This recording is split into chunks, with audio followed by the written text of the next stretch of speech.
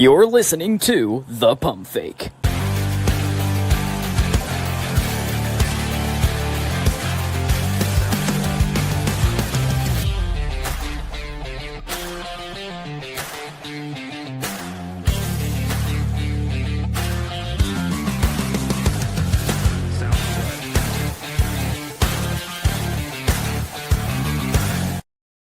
All right, welcome into this live edition of the Pump Fake, everybody. Jarrett Bailey here with you as always. We are presented by FanDuel.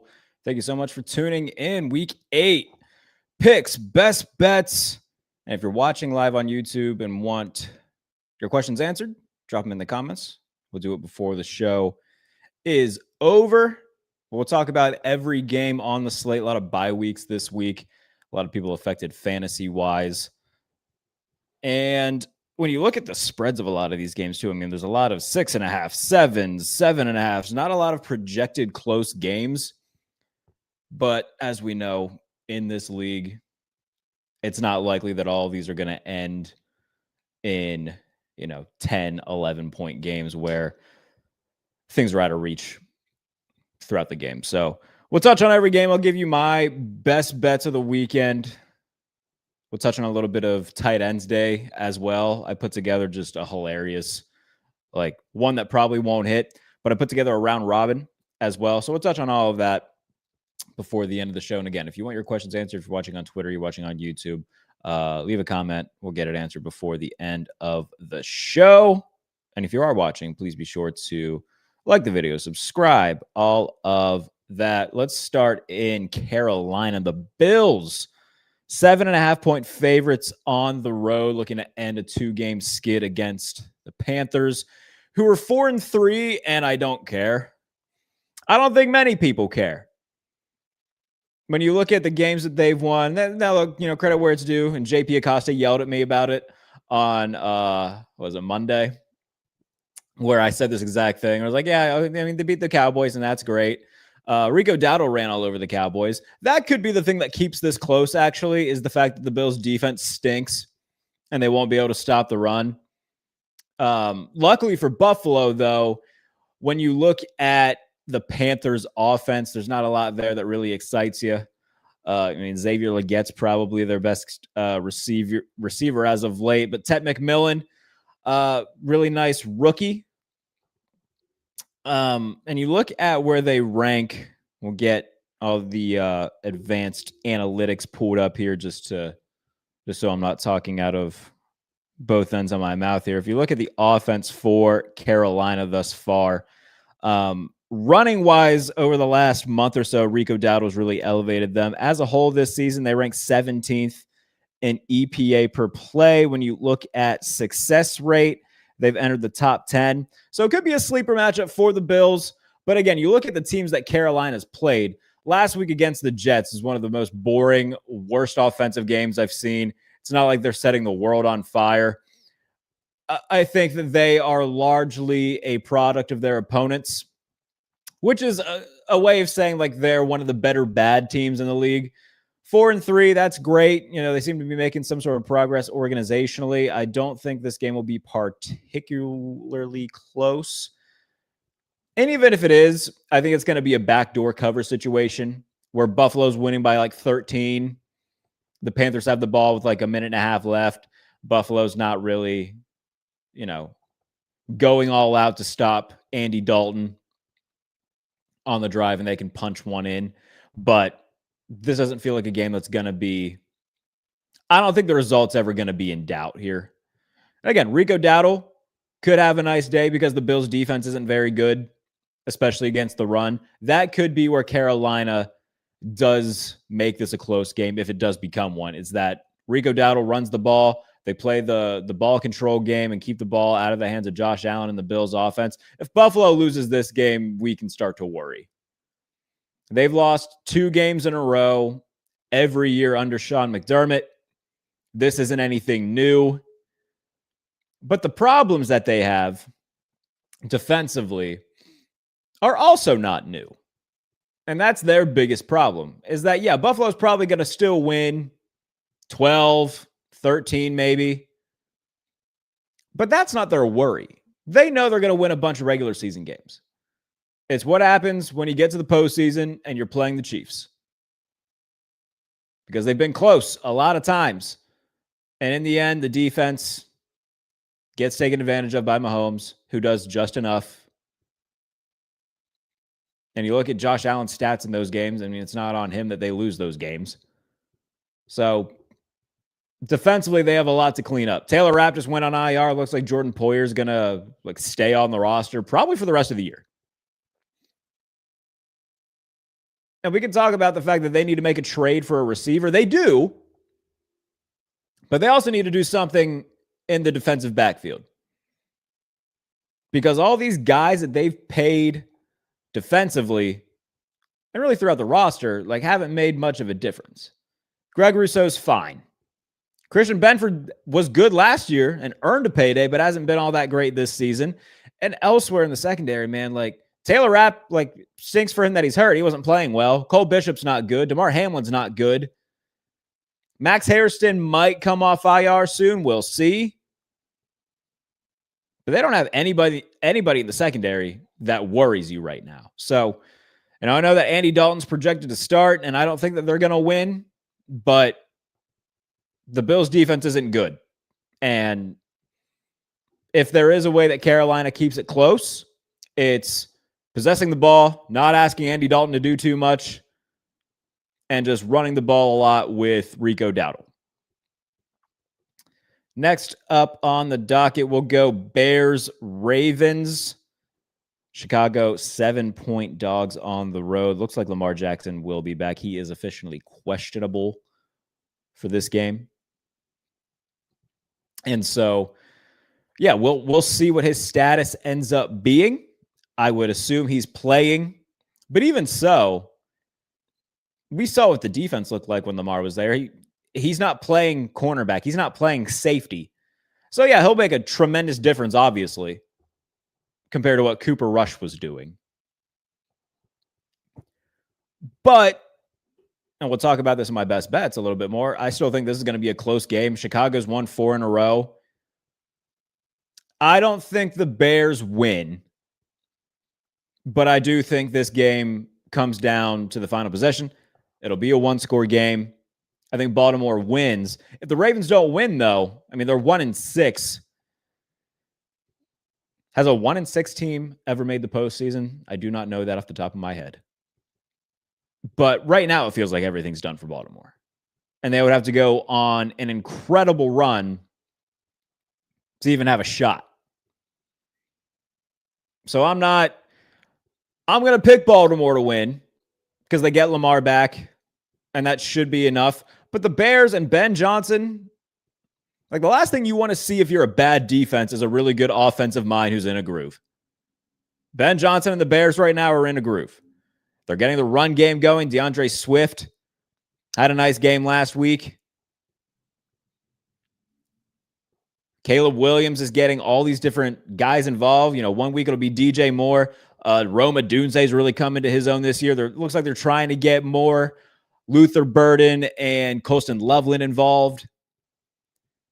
And defensively, even without Jalen Johnson, the Bears have been pretty good. So I think Baltimore wins. I think Chicago covers. We'll talk about that more in my best bets. So let's go throughout the rest of the schedule. Jets and Bengals. No Sauce Gardner. No Garrett Wilson for the Jets. Bengals are 6.5-point favorites. Over under is 44.5. I think that's the play if you're going to do this at all. If you're going to touch this game at all, would be the under. I think Cincinnati's naturally going to come down a little bit. Jamar Chase isn't going to catch 16 balls again. I don't think they're going to put up 30 points again. Even if they do put up 30 points again, I don't know if the Jets are going to reach double digits. This is a horrible offense. Doesn't matter who the quarterback is. Right now, Garrett Wilson's not playing. They don't have their number one target. Who's really their only target. So Breece Hall is going to have to just carry this team. And if you're the Bengals, you feel pretty okay just putting 8 in the box and saying you're not going to run it. Justin Fields or Tyrod Taylor are going to have to beat us. So I think the under here would be the play. I'm going to pick Cincinnati. in what will be a low scoring game in terms of the under 44.5, and the Bengals win. Patriots hosting the Browns. New England 7-point favorites. Put a beat down on Tennessee last week. Started off going back and forth. Tennessee was winning that game at one point early on. And then the Patriots just turned on the Jets. Drake May went 21 of 23. Stephon Diggs had a nice game. Kayshon Boutte had a touchdown. So New England looks incredible. Drake May looks like an MVP candidate. They're 7-point favorites. I would pay attention to the under here as well.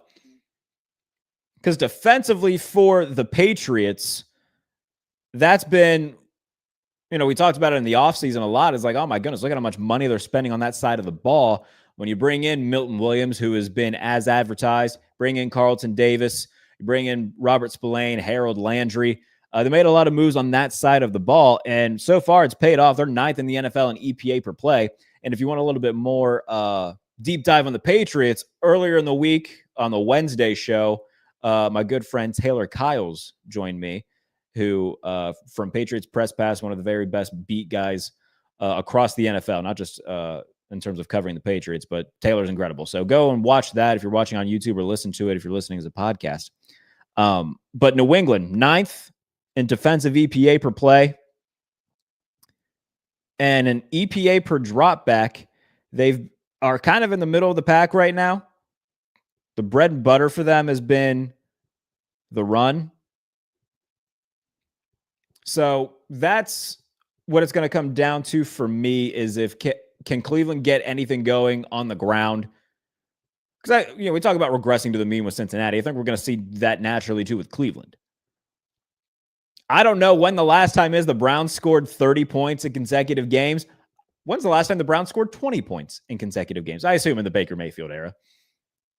I guess Flacco had them doing some fun stuff in 2023. So my apologies there. But when you have Dylan Gabriel, not a lot of weapons, they're going to lean heavily on Quinshon Judkins, similar to what they did last week. Against Pittsburgh, Gabriel threw the ball more than 50 times. That's not a recipe for any sort of success if you're the Browns. The recipe for success is hand the ball off to Quinshon, hand the ball off to Dylan Sampson, play the possession game. Don't ask Dylan Gabriel to do too much. And see if that'll prove to be successful for you. Spread 7 points. I'm going to take the under here, like I said, and we'll talk more about it later. 7 points, though. I mean, New England could win a 20-10 game, and it wouldn't surprise me. So I'm leaning taking New England to cover, just because talent-wise, coaching-wise, I think, like, Vrabel was always on that staff last year as like his little one-year rehab stint after getting fired from Tennessee. But quarterback-wise, this isn't a competition. Drake is incredibly talented. The offensive line for New England's been very good. And defensively, they've been very solid. But Cleveland very solid defensively as well. This is one of maybe the most difficult defense New England will face. So I do think the safest bet here is the under 40.5. And I will pick New England to win. Houston hosting the 49ers. Houston's 2.5-point favorites. A lot of people surprised that the 49ers weren't favored in this game, which I think is fair considering what we saw on Monday night from Houston. Offensive line's horrible. Couldn't get anything going in the passing game. So I do think that that's fair to point out that the Texans haven't done anything offensively. But defensively, this is one of the best teams in the NFL. And going up against a 49ers team playing Mac Jones. Now, Mac Jones has played well. And even though he played well against the Rams a few weeks ago on Thursday night, it's a different dynamic with the Texans. Because the Texans can pass rush and cover. The Rams have a really good front seven. Their secondary isn't that great. And you could pick them apart in quick game. Can't really do that with the Texans. So they're going to throw a lot at the 49ers. And I do think this is a game that we see Mac Jones kind of regress a little bit. Now, it looks like Nico Collins won't be playing for Houston. So if you're the Texans, you drafted those Iowa State receivers. You need to see something from Jalen Noel and Jaden Higgins. You got to feed Dalton Schultz. It's tight ends day. Maybe a Dalton Schultz anytime touchdown would be a good play here. If you look at the odds for that, I'm sure they've climbed. It's plus 155. He has the best odds for any Texans player to score a touchdown. I think that's probably a safe bet, especially with that Fred Warner there. So that would be my best bet from this game is Dalton Schultz anytime touchdown plus 155. The under here would look good, look pretty good as well. I am going to take Houston hesitantly. I don't think the 49ers are going to be able to just win every game with all the injuries they have. Houston being the home team, a really good defense. I think that ends up being the difference in a low-scoring game. Miami traveling to Atlanta. Dolphins 7.5-point dogs on the road. The Falcons coming off a loss to the 49ers where the offense looked very stagnant. It was very much Bijan Robinson or bust. But they play a Dolphins defense that's really bad. And I think we're going to see a lot of feed Bijan early. Maybe get a Kyle Pitts touchdown. That might be worth throwing something on. Why not? A Kyle Pitts touchdown is plus 190. If that's good value to you, if it was like plus 220, I think that would be a lot more attractive. Plus 190 for Kyle Pitts. We'll see. It's something that I'm probably going to play. And he'll be in the round robin for National Tight Ends Day. Atlanta wins this game. I think the Dolphins are, this is a tire fire right now. They're 1-6. They're coming off a 31-6 loss to the Browns. This is a bad football team with a lame duck quarterback, a lame duck head coach. I'm surprised that they haven't made any sort of changes at either of those.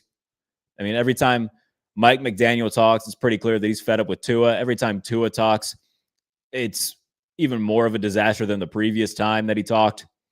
So I will take Atlanta to win. No reason to think that, you know what, maybe the Dolphins cover just as like, hey, got to show something after last week. So I'll take Atlanta to win, but Miami puts up a good fight and covers.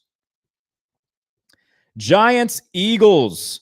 Obviously, we know what happened the last time these two teams faced. Thursday night, Jackson Dart and Cam Scatterbo led 34-17 win over Philadelphia. I do think that changes this time around, where the Eagles come out on top. A.J. Brown out for this game. So I will take New York to cover. Offensively, they've been playing really well since Dart took over, and I think we'll still see a little bit of that. But I think Philadelphia rebounds. They split the season series. Eagles win their second straight. And even though the Giants would be 2-6 at this point, they're an exciting 2-6. And no one's really lining up to play them. But what a feather in their cap it would be to sweep the Eagles. So would be very cool to see. I'm certainly rooting for that to happen. Simply because, the Giants are just a more fun story. We root for the underdogs. And, I think all of us are just collectively tired of the Eagles if you're not a Philadelphia Eagles fan. But I will take the Giants to cover and the Eagles to win. The over-under is 43.5. No A.J. Brown. He had a big week last week, 4 catches, 2 touchdowns. Maybe that impacts the over-under. The Giants have been scoring. Philadelphia seemed to have found their offensive stroke last week. So I would lean the over here, actually. Over 43.5 with the Giants and the Eagles. Buccaneers, Saints. Tampa Bay 4.5-point favorites after a really bad showing against the Lions on Monday night. The Saints, in large part, have kept all of their games close with the exception of the Seattle game and then the game against Chicago where things just got a little bit out of hand with turnovers. I am going to take Tampa Bay to win and cover and bounce back a little bit here. That said, I don't think it's going to be a blowout. I think this is still going to be a one-score game. Bucs still have a lot of injuries. Bucky Irving, Mike Evans now gone. We'll see with Chris Godwin. I believe he's out. So it's still very thin when it comes to weapons. But they've also had Tez Johnson play really well. So that's been good to see. And obviously, Emeka Egbuka has been awesome. Cade Otton's a good tight end. And Rashad White's played well in the absence of Bucky Irving. So I think defensively, there's going to be enough there for Tampa to get the job done and win and cover. But again, I still think it'll be within a touchdown or a possession. Tennessee taking on the Colts. The Colts are 14.5-point favorites, and a general rule I have when you see that big of a spread is just to bet the underdog to cover. Like the Colts, they're not going to put up 1 billion points every week. They're much better than the Titans, and they proved that earlier this year when they put up 41. I don't think they're going to put up 41 on the Titans again. Just general rules of the NFL. And general rules of division play. So the Colts win. It could still very, very well be by double digits. But if the Colts win, 28-17, you still get the cover. And I think that's roughly what it'll be. So I'll take the Colts to win, but Tennessee to cover the 14.5-point spread. Just keep it within 2 touchdowns, Cam Moore. Can you do that for me? I think so. Dallas heading to Denver. They're 3.5-point underdogs. I'm telling you right now, I'm picking them to win. Plus 144 the value at FanDuel. And what we saw from Denver last week, they scored 33 points in the fourth quarter, but they also played 55 minutes of bad football. So I don't think that that's going to be sustainable. I think they regress a little bit to the mean here, drop to 5-3. Dak Prescott's playing like an MVP. So I love what Dallas is doing offensively. And for as much talk as the Denver Broncos defense has had coming into this year, gave up 29 to the Colts, gave up 32 to the Giants. This defense, you can score on them, and Dallas can score as well as any team in the NFL. CD, George Pickens, Dak playing really well. Javonte Williams is a legit running back. I think Dallas goes into Denver and wins. Sunday night game, my Steelers hosting the Green Bay Packers. Every time I pick the Steelers to lose, they win. Every time I pick the Steelers to win, they lose. Except for week 1. I did pick them to beat the Jets, but I also picked them to beat the Seahawks, and they lost to the Seahawks. I picked them to lose to the Patriots, and they won. Picked them to lose to the Vikings, and they won.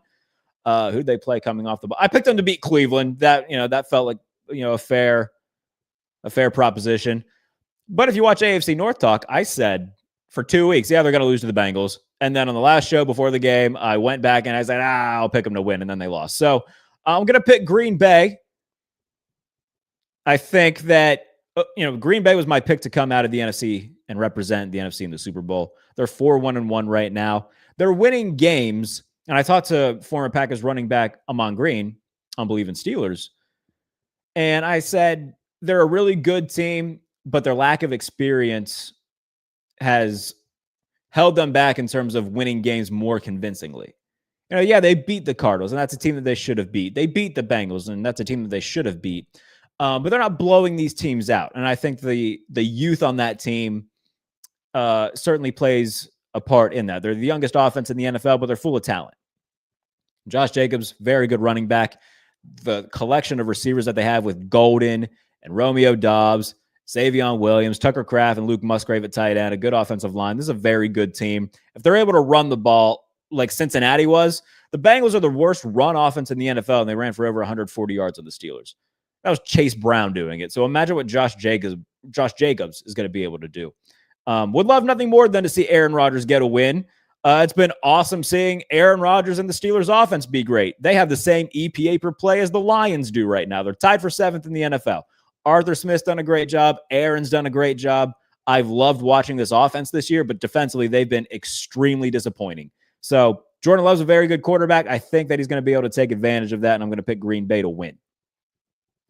And then the Monday night game, Washington heading to Arrowhead. The Chiefs are 11.5-point favorites. I think they win and cover. Marcus Mariota starting. They get Terry McLaurin back, but it's Marcus Mariota going up against a Steve Spagnuolo defense on the road. I'm going to take the Chiefs to win convincingly. Buck and Aikman are going to be talking about baseball by the third quarter. And that's every game. Remember, there's a lot of buys this week, so let's get into my best bets.